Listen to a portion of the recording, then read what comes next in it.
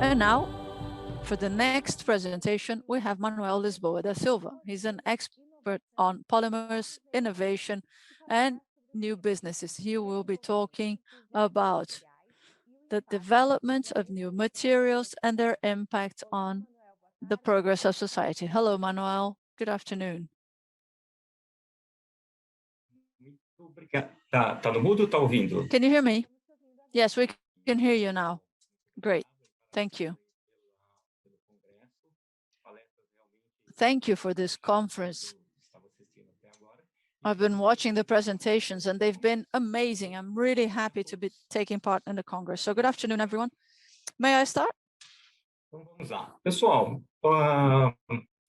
o que tem a ver, né, os materiais, como eles têm contribuído para os avanços tecnológicos da humanidade? So how have materials contributed to technological advances in society? So far, we've been focusing on what's happening in the present and what will happen in the future. So now I would like to take you back to the past to understand where we are and how important plastics are to our society. But before that, I'd like to put things into context. I don't think I can change my slide. Oh, here we go. Got it. Okay, thank you.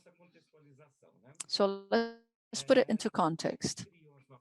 How are beliefs created? Because we have certain beliefs concerning plastics, that it's not sustainable, that it is harmful to nature. So I'd like to talk to you about how that happened, where this came from, and what the impact that has on society. So why do I do something one way or another? What is my behavior? What do I do? You know, what I do, what I say, what I write, what I do every day, that is strongly based on my beliefs, what I believe in. My actions are based on what I believe, and what I believe is based on my knowledge, which is what we've discussed today. So we're missing a little bit of education. That's why plastic is misunderstood by society. But I think we need to think about this for a second, because many people think that knowledge is just about a sensory assessment. So you read, you listen, you learn from your family, you learn from society, or you read about it on the internet. So based on that, I think that's knowledge that leads to a belief, but that belief was created based on data and not on information. So how can we change that? Then we move on to a different level where we start to have some reasoning about the data that's been compiled. The first part is how you analyze the data. So you conduct a critical analysis of the data. Then after that analysis, you have information, and based on this set of information, that's where your knowledge comes from, because then you're checking the information, you're checking the data, and that's what should lead to your beliefs. However, when you have a deeply rooted belief, it can stop me from acquiring new knowledge, and that means I'll stop making progress. So it's very important to have the right knowledge basis leading to the right kind of belief, and then based on that, you can make the right kind of decision.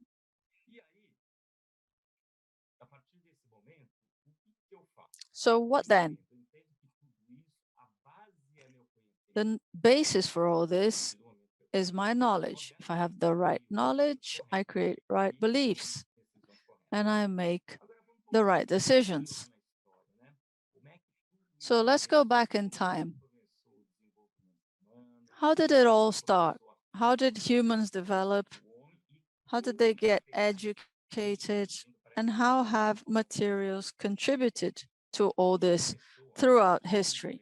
It all started when men stood up, and after they stood up, they were able to free their hands. And as soon as they were able to free their hands, they were able to handle two very important things for our society. First, weapons, tools. And in order for all that to happen, that's where materials come in. The first material we had, obviously, were natural materials, probably a stone. So when man realized he could throw a stone at an animal to protect himself or to feed himself, his quality of life changed. And he was able to compete for survival. So he first started using materials from nature, such as stone, wood, sticks. Then, after that, they built a bow and arrow, then bones, ivory. This was all available to them at the time. And then fire. They knew there was fire, but they had no command over fire. After they did, their quality of life improved. They had more free time because they didn't have to be hunting all the time. And they could store food. And they started having more time to develop their intellect. So time went by, and I ask you, what do you think was the second material men worked with? Let's think. They knew fire and they knew clay. So with fire and clay, they were able to build ceramic. So what changes in society once they're able to make ceramic? They're able to cook better, store better, and improve their quality of life. And then they started developing societies. They moved away from small villages. And, you know, we hear a lot, oh, plastics aren't degradable. Well, we're talking about 15,000 years here, and ceramic hasn't degraded either. For degradation to occur, you need to have the right environment. Otherwise, nothing degrades. So after they discover fire, ceramics, and they can control fire, they start to develop metals. And then what do they get with metals? Better tools and better protection weapons. So what do they use weapons for? Because when you have excess productivity, you need to store that. You need to store what you produce, so you start to create a better structured society. So you move away from a society where there's blood, language, and customs to the end stage where you have social layers. Why? Because you need soldiers to protect what you've produced. You need farmers. You share the work, and you also need accountants. You need to understand how to account for all that. And You with will account, you will know how much I produced, and based on this, you start having what? One of the most fantastic inventions of our society, which was reading language, written language. Writing allowed us to transfer our knowledge both regionally as well as throughout history. So you are able to accumulate your knowledge. And one of the first materials used for this was ceramic. And obviously, later we evolved to other materials to allow for more knowledge and more disclosure, communication, and information. So let's think what happened in the Middle Ages. During the Middle Ages, we had a society based mainly on church and on kingdoms and a farm based society. Within the Middle Ages, what did we have? We didn't develop a lot of material, but we had great development of engineering, the great cities, great bridges. And one thing that stood out here was cement, which allowed for the construction of public structures and infrastructure. At this time, we also had the development of another packaging, which was glass. We started having to transport some materials, mainly drinks. Drinks at the time, just to remind you, water had lots of contamination issues.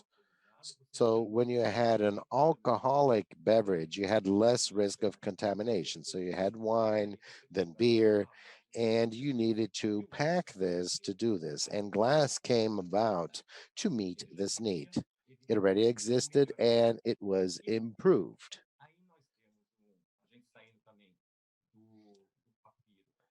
And when leaving papyrus and ceramic boards, and now we are migrating to paper. What does it allow us? It will allow to transfer more knowledge. At this time, we also started to use weaving equipment and also stronger iron. And then we entered a new age, which is the modern age, in which we start our industrial revolution. What was the icon material that we had? We start having still paper that increases in importance. And once paper grows, I start having the tradition of old books and translations. This was done by scribes. Imagine how long this would take to disseminate culture. And then we had the invention of the press. Many books could be printed now. And once I have several printed books, knowledge dissemination occurs at a large scale. And with this, I start having a society that thinks more and more. By doing so, I develop new materials, everything based on empirical knowledge. And the great material that changed a lot society was steel. It's important to notice that once steel is developed, I changed some structures of society. I had production concentrated in the hands of artisans, and then I start having cereal production. This changes things a lot because before I would go where food was, I didn't have any transportation. Once I have cereal production that is concentrated, I need something to distribute it. And then I start developing the transportation industry. Moving forward, then we go to our modern age. During our modern age, we continue furthering our development. And in the modern age, we also had the development of another material, or rather, the improvement of another material that brought forth many advances, mainly in the health area.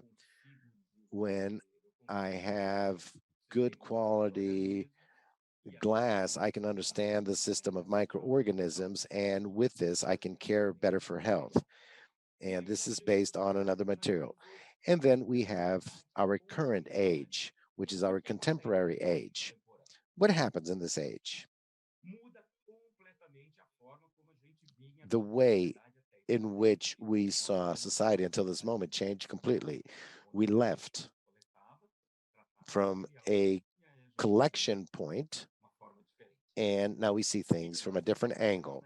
What do we understand in the contemporary age?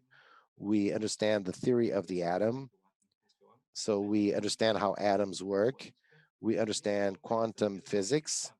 We start having more equipment, electronic microscopes, lasers. We use x-rays, and we start understanding much more the structure.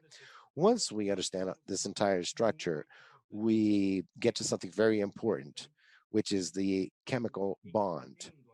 I understand the chemical bond. With this, what happens as of this moment? I go to a new phase. I understand the chemical bond. I understand and can build molecules. I am able to make chemical reactions. And with this, I am able to synthesize new materials, materials based not only on empirical knowledge, but rather on science. And this is what we are seeing 60, 70 years back. So we have the advent of new materials, which is exactly what happens when I have plastic and am able to design and manufacture plastic. So with this, I create independence from natural materials. I am able to use natural resources and design materials specifically for my applications. And what happens when we do all this? We, for us to better contextualize this, we are based on two pillars. We have raw materials and technology, and on the other hand, energy. So let's see what happened with energy. The first energy that I used to transform materials, to produce materials, to allow for our production, we need energy. And we see what happened with the energy evolution. First, we had wood, then we migrated to coal, oil, hydraulic energy, nuclear energy, natural gas, wind energy, and now working with photovoltaic energy. If you look on this side, what happens? Obviously, when I have wood, I don't need anything to burn wood. I can burn it on the ground. Once I grow the level of energy production, I obviously will need new materials to for these materials to be feasible. On the other hand, we already saw a lot about this revolution. So we had the Industrial Revolution, automotive, we worked with semiconductors, plastics, everything that we have nowadays, even the internet, it is based on semiconductors, fiber optics, which was one of the materials produced using science and materials engineering. If we think about now, besides the raw material and energy, another point has to do with the revolution that we will face, which has to do with food. So, how will material science and plastics will contribute to improve production in the field and avoid losses and significantly improve the support to this food area? So first of all, what does all of this mean? This improvement, these new materials that appeared in society, they allowed to improve significantly the quality of life of people. What happened? We saw a significant growth in population. And as of the Industrial Revolution, we see what happened with the number of people in the world. And this is where we start becoming concerned and we start talking about the implementation of the circular economy because we can no longer supply materials for this number of people in the world. Just to follow what has happened since the Stone Age, reaching semiconductors, high quality materials, carbon fiber, and others. As of the moment that I have a concentrated production, I need to distribute. To distribute, I have the need for connection and transportation. Connection and transportation requires the ways, hydroways, railways, roadways. And I will need another very important thing. I need to have packaging. We no longer consume where food is produced. This is produced in a concentrated way and we consume in different locations. So this is done in a distributed fashion. So this is why we need to use packaging. So what are the requirements that we have for packaging? It needs to protect both the product and the environment. It cannot contaminate, none of the above. It needs to be resistant, mechanically resistant. It needs to be light. I'm talking about transportation. I'm not going to transport heavy products. And you need availability and price to be competitive. And every time that we talk about transportation, reminding that we have concentrated production and distributed consumption, we need to talk about plastic. It is light, it is inert, it is resistant. Thinking about rice packaging, this is probably the most adequate material for transportation purposes. Plastic. It is available, it is cheap, and something very important, it is recyclable and reusable. So many people still believe that plastic will not be reused or recycled. It is indeed recycled, though. And then we reach a very important conclusion. Plastic today serves for society for two very important purposes. First, it transports and protects. These are the two important aspects of plastic. The greatest use of plastic meets these two requirements. The first one, transportation. No material today transports better than plastic. And protection. We will show you several examples of where it applies in terms of protection. So, what is plastic? How does society see plastic? Today, society sees plastic, unfortunately, as an aggressive material. This is probably part of the story that it unfortunately is going down the wrong alley. And how do we see plastic? For those who know well the plastic chain. Today, plastic is present in several activities of our lives. It is being used for protection, transportation. We see this in the sanitation industry, doctors, food, transportation in cars, uh, electronic devices, leisure, energy production, civil construction, hygiene, agriculture. So these are all the sectors in which plastic is present today. And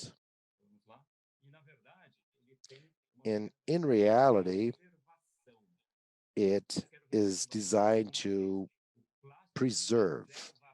Plastic preserves life, preserves society and the planet. What destroys is the incorrect disposal. It has several consequences. You lose raw material, you dispose of improperly, and also you waste energy. Let's talk about sanitation. That is very important for us. This means protection, protection of life. And where is plastic today? If we wake up in the morning, we already receive safely water that goes through plastic tubes. It was stored in a polyethylene reservoir. It was transported through the walls, through pipes. Today, we forget that pipes exist because they no longer leak. The old timers know exactly where all the pipelines were because they would crack, they would leak. And today, no, the plastic piping is very safe. So there's another very important aspect that it is very enduring. It will last at least 50 years.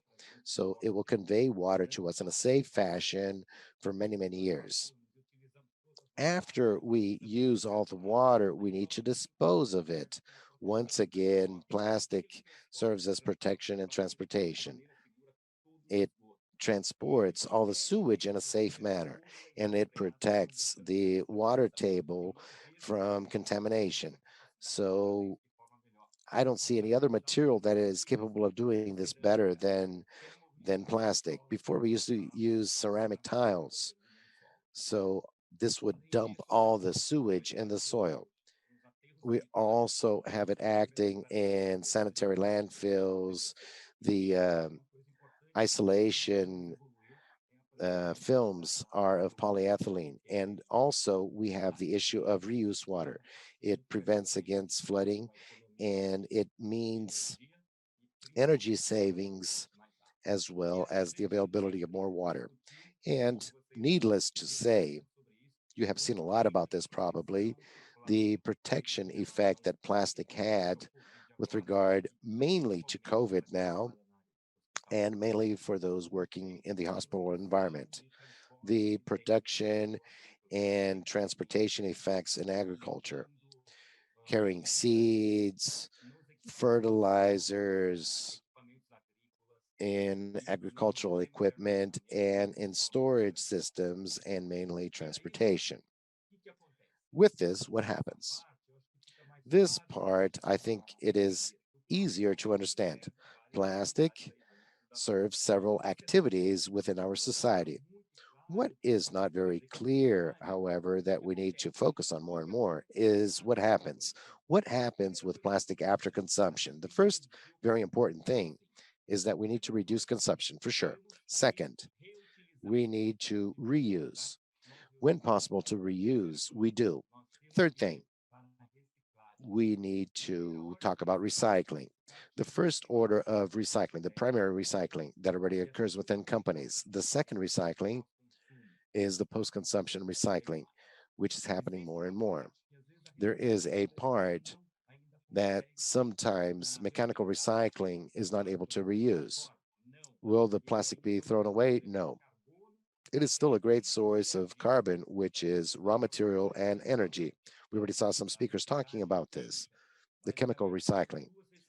Basically, we have two chemical recycling areas. The first one is pyrolysis, where I transform in oil or naphtha, fuel oil to be used in city halls, in the state, in companies. And the second one that I can also make is the synthesis gas. I transform in everything into small molecules, and then I can make methanol, and from that I make ethanol, and then I reach ethylene, which is the what Braskem does today. So instead of using cane ethylene, I use that generated by the post-consumption plastic, and again, I can create excellent quality polyethylene.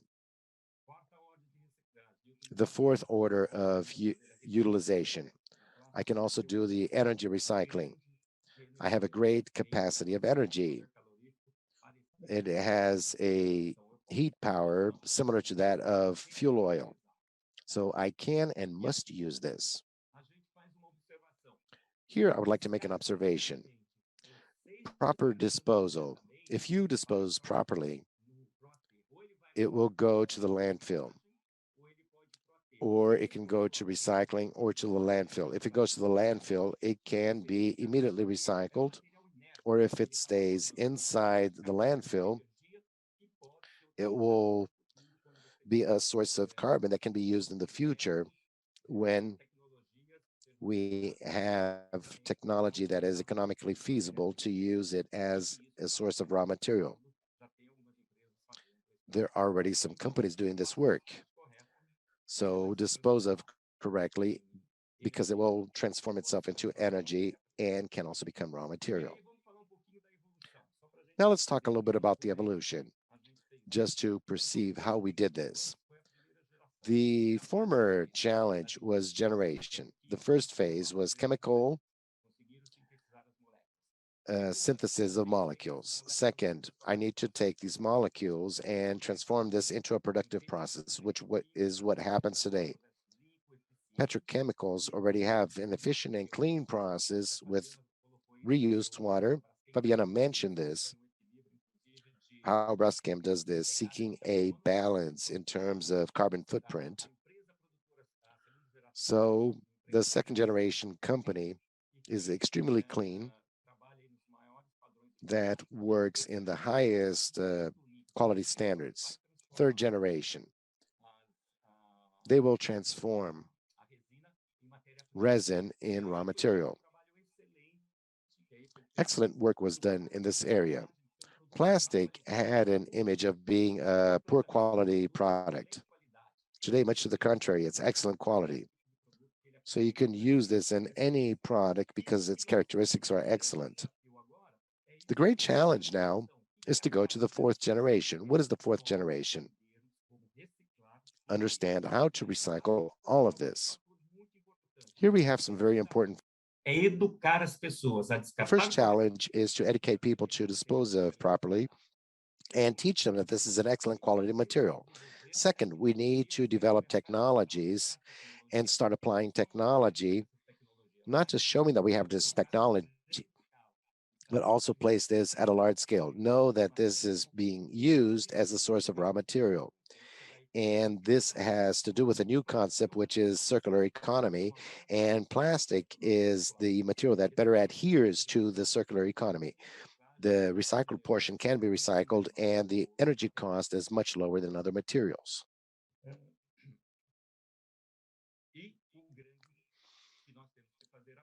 And what do we have to do now? Work with all of this. Has this already happened before? Yes. We already had problems with waste, for example, food being thrown on the streets. Sometimes food is thrown in landfills. This happened mainly with sewage systems. If you go to the old civilizations, they didn't have any bathrooms. So we included a bathroom, then in-ground treatment. We had air pollution. We adopted technology to solve this. And here, what we are starting today is what the steel industry started 40 years ago. Spent steel had no value, but why doesn't this happen anymore? They created a recycling chain, and today it is transformed into raw material. This same technology, the same concept needs to be brought to the plastic industry. This is raw material. It needs to be considered as raw material. It is recyclable, and it is easier to transform post-consumption into another product instead of using fresh material based on oil. Based on this, what did we create? We created a series of beliefs. Can I walk under a ladder? Am I afraid of black cats? These are beliefs that we created, and we have no idea where they came from, but they have a very large impact on our decision-making power. Unfortunately, some beliefs were placed on plastic that it is not sustainable, it is not recyclable, and it is harmful to the environment. And we need to work on this. So how do we work on this? By means of education. The first thing that we need to do is start to develop the correct content that society can understand. Second, what we need to do is integrate this, communicate this, and work mainly on education. So we need to change beliefs and bring the right beliefs in place. And how do we integrate all of this? We need to stop thinking that the problem is only mine or the plastic industry. The problem is of all, including mine as a consumer. If I lose the option of using plastic as packaging of products, what other material will I have in its place? What cost will this bring upon me? And mainly, what is the environmental impact of this? So I think it's very important for us to join the productive sector, unions, professionals, the academia, schools, bring all of them to a same playing field. We set up this playing field, and with this, we bring correct information, and this information needs to be taken in a structured fashion to society. This is a great effort that requires education, investments, and think in an integrated fashion. The problem is not his nor his, it's ours as a society. So, what are our great challenges? They are education, engagement, technology, investment in technology. We need to rethink the biodegradable and recycling issues. Biodegradable can be used in some applications where it makes sense, where the collection system would spend more than the energy contained within it. So think with me. When I produce a material, I have from the collection, I bring this material, then I spend energy, I spend raw material, labor, and then I produce this material. Within this material or product, it continues with energy and raw material within it. So what do I want? That this disappears? No, I need to recycle this. When I come to the biodegradable concept, I spend all this energy and it arrives with all this energy. Will I just leave this go away and let it become CO2 or methane? So we need to rethink this. I'm not against this. We have some applications that make sense, but the correct is to understand that recycling is the best option. Sorry, reduction, reuse, recycling, mechanical recycling, chemical recycling, and then energy recycling. So within this logic, we are working on this, and we have this work called Plastic Experience, where we are joining some people to start working on bringing together this information and offering structured information that is correct to society. So I think that's it. I tried to wrap up within my time, and now I am available for questions. Thank you so much, Manuel Lisboa da Silva, a polymer specialist and new businesses. And yes, we have 3 minutes for Q&A that have been sent by Congress members. I will start with Roberto Uedo. Talking about impact to society, oftentimes plastic is seen as a villain despite its usefulness. But for example, when facing a pandemic, the amount of plastic used in medicine. However, oftentimes we deal with people without any technical knowledge that propagate incorrect information through social networks, etc. So how do we deal with this? So what is within our reach to change the perception of this valuable raw material? Perfect. First, we need to work on education. Education is the responsibility of all, not just of those in the plastic sector.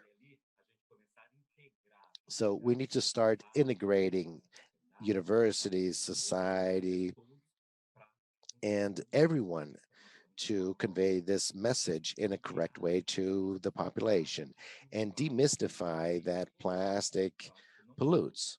Plastic does not pollute, it is inert. We just need to educate. So, what can I do with people?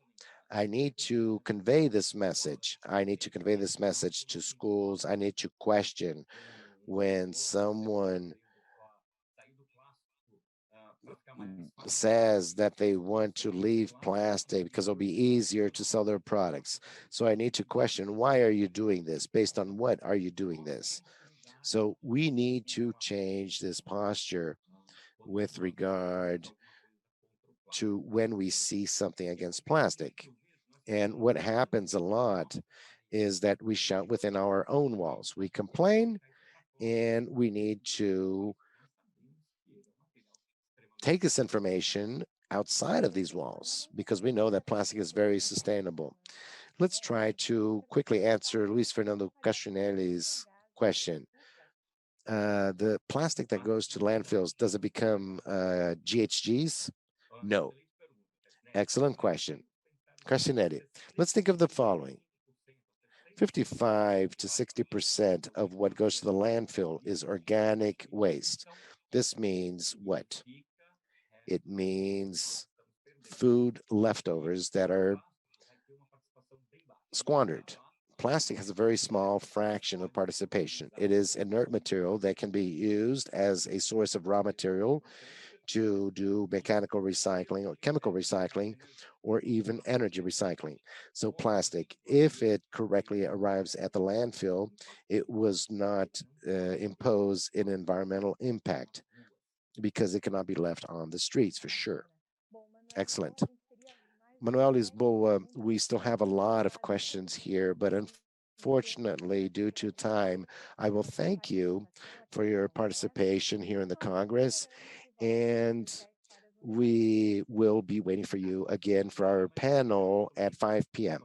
Another message, we promote debates about innovation in packaging, and you can also look on Instagram for the plastic experience. And we're always working on communicating on plastic. Thank you very much, and congratulations once again for the event. Excellent. So Manuel has made his invitation. Moving forward with our agenda and some important messages, to access the simultaneous translation, just select your language in the upper left-hand corner. And your materials in English and all the slide decks are also available on cbplastico.com.br. We also remind you that the attendance certificates in the 4th Brazilian Plastic Congress will be awarded to those who have 70% participation rate. And we also have a specific section for questions at the foot of our transmission screen, broadcasting screen. Hello? Yes, thank you.